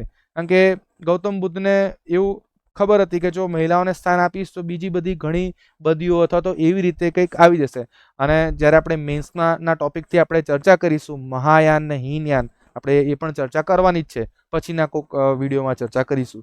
ત્યારે જે પતનમાં પણ ક્યાંક આવું કંઈક કારણ આપણે આની પછીથી આપણે ચર્ચા કરીશું. પણ હાલ પૂરતું એટલું યાદ રાખો કે આ જે નિર્ણય લીધો તો પરીક્ષા પૂરતો તમારો, તો વૈશાલીમાં નિર્ણય લેવામાં આવ્યો હતો. કદાચ તમને પૂછે કે આ નિર્ણય કઈ જગ્યાએ લેવામાં આવ્યો હતો, તો આ નિર્ણય વૈશાલીની જે સભા થઈ હતી ત્યાં લેવામાં આવ્યો હતો.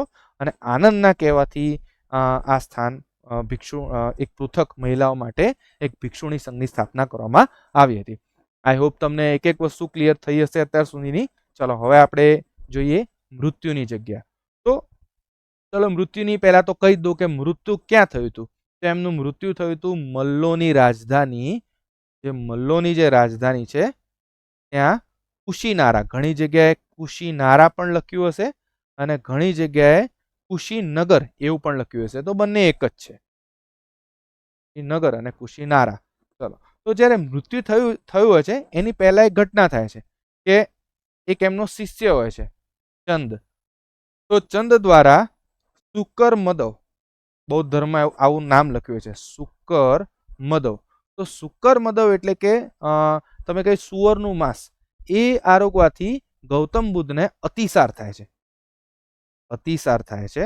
અને એનો આરોપ ચંદ ઉપર ન આવે એટલે બચાવવા માટે એ કુશીનગર, મલ્લોની રાજધાની કુશીનગર જાય છે કે ના, જે આરોપ છે એ ચંદ ઉપર ન આવવો જોઈએ. એટલે અહીંયા એ અંતિમ ઉપદેશ આપે છે. અને ખાસ અગેન ફરી એક ઇમ્પોર્ટન્ટ વ્યક્તિ આવે તમારા માટે યાદ રાખવાનો, કે સુભદ્રને ઘણા પુસ્તકમાં સુભદ્ર પણ લખ્યું હશે.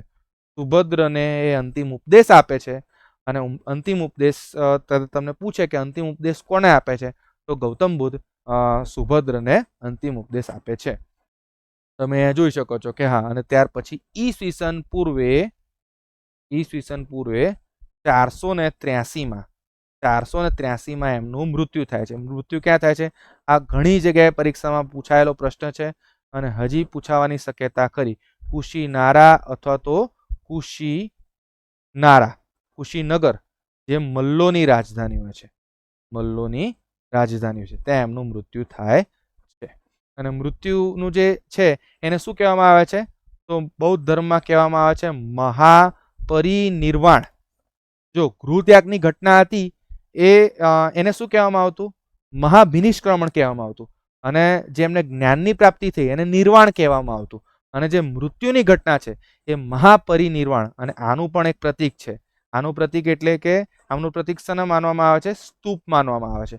એટલે એમનું મૃત્યુ થયું એટલે અલગ અલગ જે રાજાઓ હોય, વૈશાલી હોય, જેમ કે આપણે આગળ વાત કરીશું, તો કે મૃત્યુ બાદ એમના 8 અલગ અલગ જગ્યાએ એમના જે અંગ છે એમના સ્તૂપ બનાવવામાં આવ્યા. તો મિત્રો આ આપણે વાત કરી ગૌતમ બુદ્ધના જીવનથી લઈને એમના મૃત્યુ સુધીની ઘટનાની. એના સાથે ઇમ્પોર્ટન્ટ પરીક્ષાલક્ષી ફેક્ટ, ઘણા ફેક્ટ આઈ હોપ કે તમે નવા જોયા હશે, પણ તમે શાંતિથી વિડીયો રિવાઇન્ડ કરીને ફરી જોશો અને આઈ હોપ કે તમે નોટ્સ તમે બનાવશો. ચલો ફરી આપણે એક રિવાઇન્ડ કરીએ જે પરીક્ષાલક્ષી ખૂબ ઇમ્પોર્ટન્ટ છે એવા ફેક્ટની આપણે ચર્ચા કરીએ.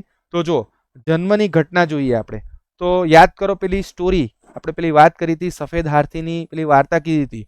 તો જન્મનું પ્રતીક કોને માનવામાં આવે છે? તો જન્મનું પ્રતીક માનવામાં આવે છે કમળને માનવામાં આવે છે. ચાલો હવે ગૃહત્યાગની જે ઘટના છે, તો ગૃહત્યાગની ઘટનામાં કોને પ્રતીક માનવામાં આવે છે? તો યાદ કરો પેલો ઘોડો. કયો ઘોડો? ઘોડાનું નામ શું હતું? કમેન્ટમાં મને આન્સર આપો. ઘોડાનું નામ હતું. ચાલો હવે જ્યારે જ્ઞાન પ્રાપ્તિ થાય છે, તો જ્ઞાન પ્રાપ્તિ થાય છે ત્યારે શું પ્રતીક માનવામાં આવે છે? તો પેલું વૃક્ષ હતું બોધિ વૃક્ષ, તો એને પ્રતીક માનવામાં આવે છે. પ્રથમ જે ઉપદેશ છે એનું પ્રતીક પેલું ધર્મચક્ર પ્રવર્તન, ટર્નિંગ વ્હીલ ઓફ લો, એને માનવામાં આવે છે. અને જે એમનું મૃત્યુ થાય છે, તો મૃત્યુમાં જે પ્રતીક છે એ કોને માનવામાં આવે છે? આપણે વાત કરીએ હમણાં સ્તૂપ. અલગ અલગ 8 જગ્યાએ સ્તૂપ બાંધવામાં આવ્યા હતા. ચલો તો આઈ હોપ કે તમને રિવિઝન પણ થઈ ગયું હશે. અને આ પ્રતીકો છે એ નાની નાની એક્ઝામ માટે તો ખૂબ ઇમ્પોર્ટન્ટ છે અને પરીક્ષામાં પૂછાય એવા ઇમ્પોર્ટન્ટ ફેક્ટ છે. તો આઈ હોપ કે તમે યાદ રાખશો. ચલો હવે વિવિધ નામની ચર્ચા કરી લઈએ. આ પણ પરીક્ષાલક્ષી ખૂબ ઇમ્પોર્ટન્ટ ફેક્ટ છે મિત્રો. ચલો તો જો એમનું બાળપણનું નામ જોઈએ. તો બાળપણનું નામ શું હતું? આપણે હમણાં જ ભણી ચૂક્યા કે સિદ્ધાર્થ એમનું જે બાળપણનું નામ હતું. હવે એમનું જે ગોત્ર હતું, તો ગોત્રીય નામ શું હતું? તો ગોત્રીય નામ હતું ગૌતમ. એટલે એટલા માટે બાળપણમાં એ સિદ્ધાર્થ ગૌતમ તરીકે પણ ઓળખાયા. હવે એમને તથાગત પણ કહેવામાં આવે છે. એટલે કે જેવા છે તેવા જ. ઘણી જગ્યાએ એમને શાસ્તા પણ કહેવામાં આવે છે. હવે જો એમનું કુળ કયું હતું? એમનું કુળ હતું શાક્ય કુળ હતું. શાક્ય કુળના ક્ષત્રિય હતા ને, તો શાક્ય. જો આમાં અને તમે મહાવીર સ્વામી તમે ભણશો તો એમાં પણ ઘણી બધી સિમિલરિટી, ઘણા અલગ અલગ જોવા મળશે. એમનું કુળ હતું જ્ઞાતૃ કુળ હતું, ત્યારે આમનું કુળ હતું શાક્ય કુળ હતું. તો શાક્ય કુળના ક્ષત્રિય હતા એટલે ઘણીવાર શાક્ય મુનિ અને શાક્ય સિંહ તરીકે પણ ઓળખાય છે. બરાબર છે. અને જ્યારે એમને નોલેજ મળ્યું એટલે કે સંબોધિ નિર્વાણની પ્રક્રિયા થઈ, ત્યારે કયા નામે ઓળખાયા? એ બુદ્ધ તરીકે ઓળખાયા. બરાબર છે. તો આટલા નામ ખાસ મેં તમને કીધા. હજી કોઈ રહી જતા હોય તો મને કમેન્ટ કરજો. હાલ આટલા મને યાદ છે. તો ચલો it's time to revise everything.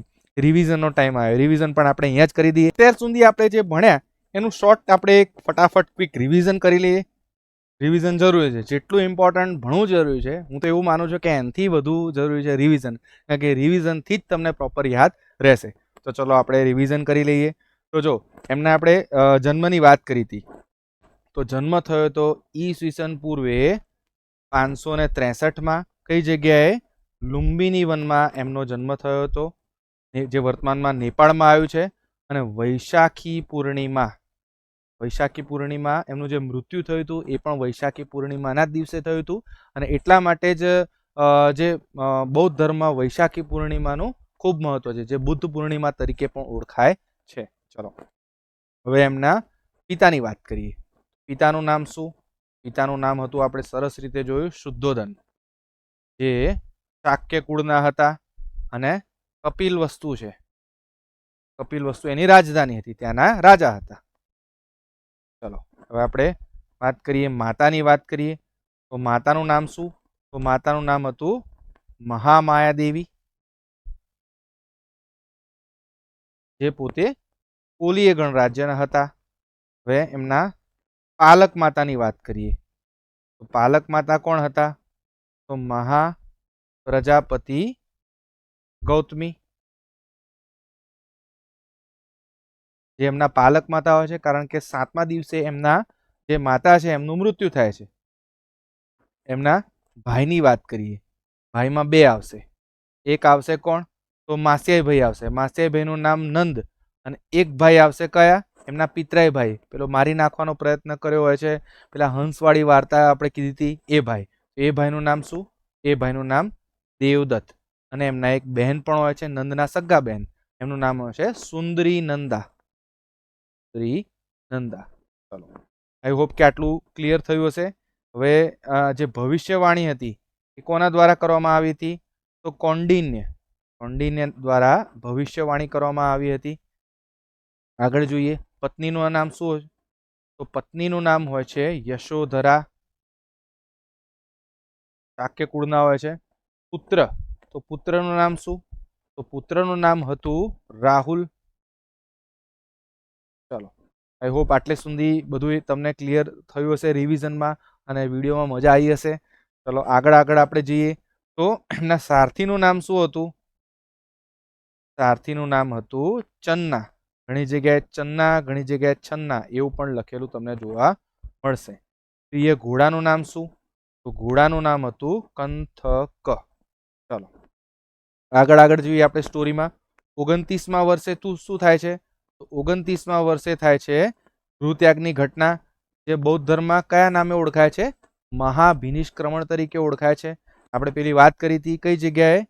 અનોમા નદી કિનારે એમણે છોડી દીધું, અને ત્યારે કહેવામાં આવે છે કે એમણે મહાભિનિષ્ક્રમણની ઘટના, અને એનું જે પ્રતીક છે એ કોને માનવામાં આવે છે? તે જે ઘોડો છે કંથક, એને પ્રતીક માનવામાં આવે છે. ચાલો હજી આપણે વાત કરીએ આગળ, એમના પ્રથમ ગુરુની વાત કરીએ તો પ્રથમ ગુરુ કોણ હતા? તો આલાર કલામ છે એ એમના પ્રથમ ગુરુ હતા, જેમણે શું કર્યું હતું? ધ્યાનની 7 રીતો શીખવાડી હતી, સાંખ્ય દર્શનનું નોલેજ આપ્યું હતું, વૈશાલીના હતા પોતે. દ્વિતીય ગુરુની વાત કરીએ તો દ્વિતીય ગુરુ કોણ હતા?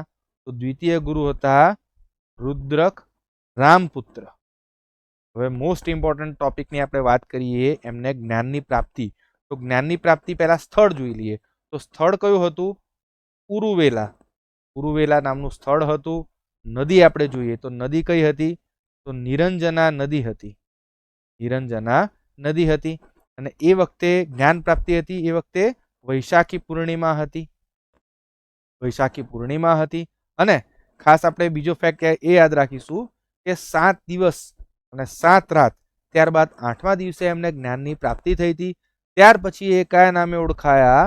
તો એ બુદ્ધ નામે ઓળખાયા. હવે ઉપદેશની વાત કરીએ તો એમણે ઉપદેશ સૌ પ્રથમ ક્યાં આપ્યો હતો? તો સૌ પ્રથમ જે ઉપદેશ આપ્યો હતો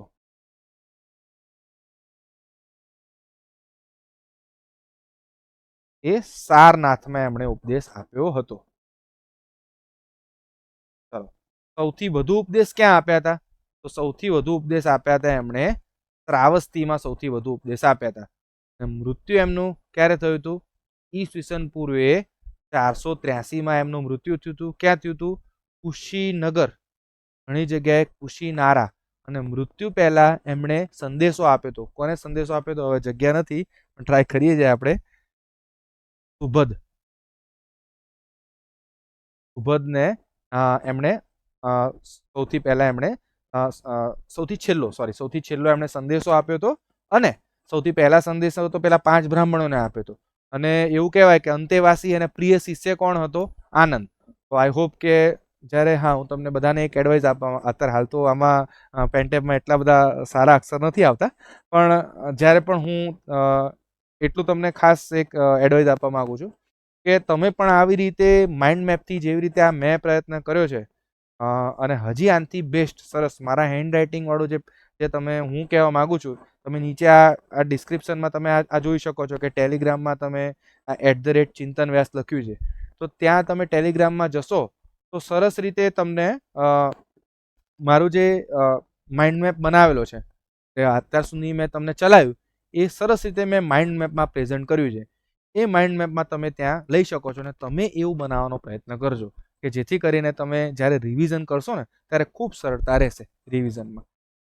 તો જો હવે બહુ પ્રશ્નોની ચર્ચા તો આપણે નેક્સ્ટ લેક્ચરમાં કરીશું, પણ હાલ એક પ્રશ્નની આપણે ચર્ચા કરીએ કે જો કોન્સ્ટેબલમાં પ્રશ્ન પૂછાયો હતો 2022ની કોન્સ્ટેબલની પરીક્ષામાં કે ભગવાન બુદ્ધ વિશે નીચેના વિધાનો ધ્યાનમાં લો. તો એમનો જન્મ ક્યાં થયો હતો? તો કે કપિલ વસ્તુમાં કે એટલે કે લુંબિનીમાં થયો હતો. તો કે હા, સાચી વાત છે. બોધ ગયામાં એમને બોધિ પ્રાપ્ત થઈ. તો કે હા, એ પણ સાચી વાત છે. સારનાથમાં એમણે પ્રથમ ધર્મચક્ર પ્રવર્તન, તો આપણે વાત કરી હતી પેલી સારનાથ, અહીં તો સારનાથ લખ્યું છે. તો હું ઓપ્શનમાં લખું તો હું કંઈક ઋષિપતન પણ લખી શકતો. તો આવી રીતે યાદ રાખ્યું હોય એક એક વસ્તુ તો ફેક્ટ તમને યાદ રહે. તો જો પહેલા 3 ઓપ્શન તો કેવા છે? એબ્સોલ્યુટલી રાઈટ છે. પણ જો હવે અહીંયા જો એમને નિર્વાણ ક્યાં પ્રાપ્ત થયું હતું? તો જો મહાપરિનિર્વાણની વાત હોત એટલે કે એમના મૃત્યુ, તો ક્યાં થયું હતું? કુશીનગરમાં. પણ અહીંયા નિર્વાણ, જ્ઞાન પ્રાપ્તિ, તો જ્ઞાન પ્રાપ્તિ ક્યાં થઈ હતી એમને? તો જ્ઞાન પ્રાપ્તિ પાવાપુરીમાં નથી થઈ. જ્ઞાન પ્રાપ્તિ ક્યાં થઈ હતી એમને? થઈ હતી કઈ જગ્યાએ? યાદ કરો. ઉરુવેલામાં એમને જ્ઞાનની પ્રાપ્તિ થઈ હતી. તો આ પ્રથમ જે 3 વિધાન છે એ જ સાચા છે. ચોથું કેવું છે? ખોટું છે. તો તમારો જવાબ શું આવશે? ફક્ત 1, 2 અને 3. આવી રીતે જો તમે સિસ્ટેમેટિકલી સમજ્યા હોય તો અને હા, હવે જો કોન્સ્ટેબલ જેવી પરીક્ષામાં પણ વિધાનોવાળા આવે છે. ઘણા કદાચ તમે હમણાં ફોરેસ્ટની પરીક્ષા ગઈ 2023માં 2024માં ફોરેસ્ટની જે પરીક્ષા ગઈ હમણાં, તો એમાં પણ તમે જોયું હશે તો મેક્સિમમ જે પ્રશ્નો હતા કેવા હતા? વિધાનોવાળા. તો હું તમને આગ્રહ એવો જ રાખું કે ખાલી એકલા સીધા જવાબ આવે એવા નહીં, પણ આવી રીતે મિક્સમાં વિધાનોવાળા પણ પ્રશ્ન કરશો તો આરામથી તમે જ્યારે મોક ટેસ્ટ આપશો મેક્સિમમ, તો જ્યારે પરીક્ષા આપવા બેસો ત્યારે સરસ રીતે ક્લિયર કરી શકશો. આઈ હોપ તમને વિડીયો સારો લાગ્યો હશે, તમને માહિતી મળી હશે, ઇન્ટરેસ્ટિંગ લાગ્યું હશે, કંઈ સારા એમાં સમજ્યું હશે. હવે આ જે વિડીયો છે એના માધ્યમથી આપણે નેક્સ્ટ જે વિડીયો બનાવવાનો છે એ ગૌતમ બુદ્ધના અત્યારે આપણે જે જીવન અને એમના મૃત્યુ સુધીના આપણે પ્રયત્ન કરીશું. આપણે ટોપ 30 to 40 એ ક્વેશ્ચનના આપણે પ્રશ્નોત્તરી એનો આપણે વિડીયો બનાવવાના છીએ. તો એ જોવા માટે ઇમ્પોર્ટન્ટ છે કે આ ખાસ તમે ડિટેલમાં જોયું હશે. એક એક વસ્તુ નોટ બનાવજો. ખાસ એન્ડમાં એક કહેવા માંગુ છું કે વિડીયોને શેર કરજો તમારા ફ્રેન્ડ સાથે, સબસ્ક્રાઇબ કરી રાખજો, પેલું બેલ આઇકોનનું બટન દબાઈને રાખજો અને સપોર્ટ કરતા રહેજો. જય હિન્દ મિત્રો.